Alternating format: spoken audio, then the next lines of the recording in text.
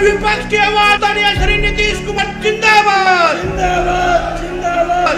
अरे एकजुट होना चाहते हैं आप बताइए, हाथ उठा के बताइए। भाई झुकना मत, आगे बढ़िएगा और तभी देश आगे बढ़ेगा। और जो देश को नष्ट करने में जो आज शासन में वो लगे हुए हैं उनसे मुक्ति मिलेगी। डरना मत, क्योंकि जो डरेगा वो मरेगा, जो लड़ेगा वो जीतेगा। जो लोग ये लोग वादा किए थे केंद्र से कि एक पिछड़ा राज्य उसके लिए करेंगे, वो नहीं कर रहे थे। बीजेपी का मतलब बड़का झूठा पार्टी। हम लोगों ने कहा कि भाई ये साथ चलना ठीक नहीं है, अलग हो गए। अभी भी हिंदू मुस्लिम का झगड़ा नहीं है, ये गलत बात है। बात करेंगे किसकी? मुसलमान, हिंदू, मंदिर, मस्जिद, सारे मीडिया से लेकर के एक एक चीज पर नियंत्रण और एक तरफा बात चलता रहता है। यानी ये साजिश है, ये स्कूलों को बेचना चाहते हैं।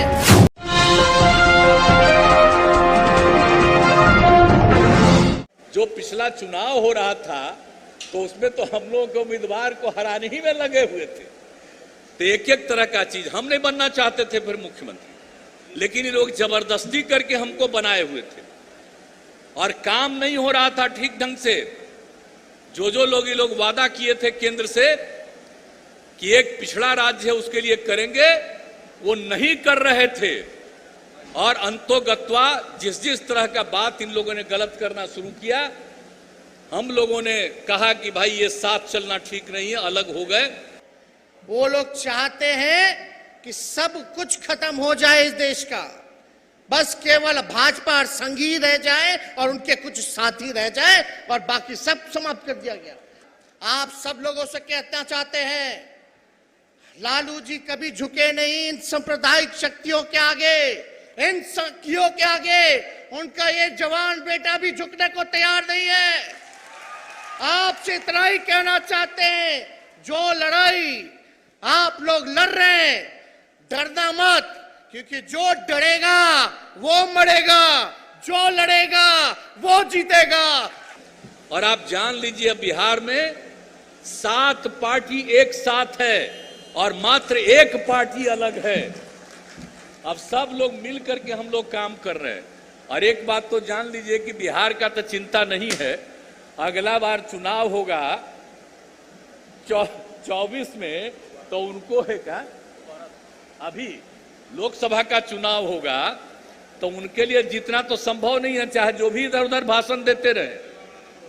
और विधानसभा का भी चुनाव होगा तो कोई जगह होगा नाम मात्र का मिलेगा। लेकिन बात सिर्फ बिहार का नहीं है, हमारी तो एक ही इच्छा है कि पूरे देश में एकजुट होना होगा, एक साथ मिलना पड़ेगा। बेरोजगारी पे बात नहीं करेंगे, महंगाई पे बात नहीं करेंगे, जो असल मुद्दे हैं बात करेंगे किसकी? मुसलमान, हिंदू, मंदिर, मस्जिद, पाकिस्तान, कश्मीर। देश को जो ये बेचना चाहते हैं, क्या क्या नहीं बेच दिया, बेचा कि नहीं बेचा? रेलवे बेच दिया, जहाज बेच दिया, इंडियन ऑयल बेच दिया, किसानों का जमीन चले थे बेचने। लेकिन हमारे किसान को सलूट देते हैं, लड़ाई आपने की और आपने जीत पाई है। हम तो कहेंगे कि और अधिक से अधिक पार्टियां, इवन कांग्रेस पार्टी से भी हम लोगों ने अनुरोध किया है, और सब लोग ज्यादा से ज्यादा लोग एकजुट हो जाएंगे तो आप समझ लीजिए कि 2024 में जो लोकसभा का चुनाव है उसमें वो जीतने का तो सवाल ही नहीं है, बुरी तरह हारेंगे और इनका राज नहीं रहेगा। यही भाजपा वाला लोग गाना गाता था कि महंगाई डाइन खाई जाते हैं। मतलब भाजपा वालों को तब महंगाई लगती थी 2014 से पहले, और आज जब महंगाई 4 गुना बढ़ गया तो इनको डाइन नहीं भौजाई नजर आने लगी है। लेकिन आप जान रहे हैं कि आजकल पूरे देश में क्या हो गया है, सारे मीडिया से लेकर के एक एक चीज पर नियंत्रण और एक तरफा बात चलता रहता है। दूसरे लोग बोलते हैं, थोड़ा बहुत छपा, वो सब चीज को बढ़ाया नहीं जाता है।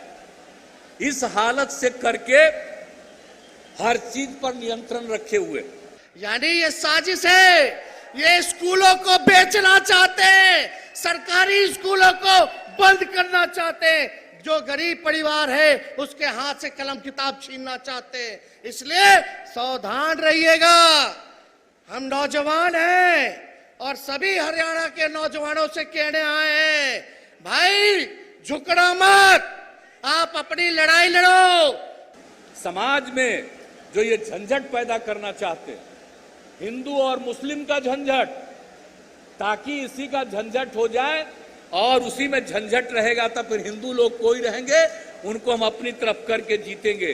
कभी भी हिंदू मुस्लिम का झगड़ा नहीं है, ये गलत बात है। तो इसलिए मुस्लिम और हिंदू के बीच में कोई झगड़ा नहीं है, लेकिन कुछ लोग तो गड़बड़ करने के चक्कर में रहता है। अभी अमित शाह जी वापस अभी पूर्णिया में आए थे, बिहार में। पूर्णिया एक जिला है बिहार का, हेडक्वार्टर है। वहां आके भाषण देते कि पूर्णिया जिले में हवाई अड्डा चालू हो गया। अरे भैया, एक ईंट नहीं लगी, आप बोलते हैं हवाई अड्डा चालू हो गया। तो ये बीजेपी का मतलब बड़का झूठा पार्टी, ये स्पष्ट है, मन में समझ लेना। एकमात्र लक्ष्य है कि 2024 में इन सांप्रदायिक शक्तियों को गद्दी से उखाड़ फेंकने का काम करना है। और ये समझ लीजिए, ये तीसरा गठबंधन उठबंधन की बात नहीं है, मुख्य गठबंधन की बात है।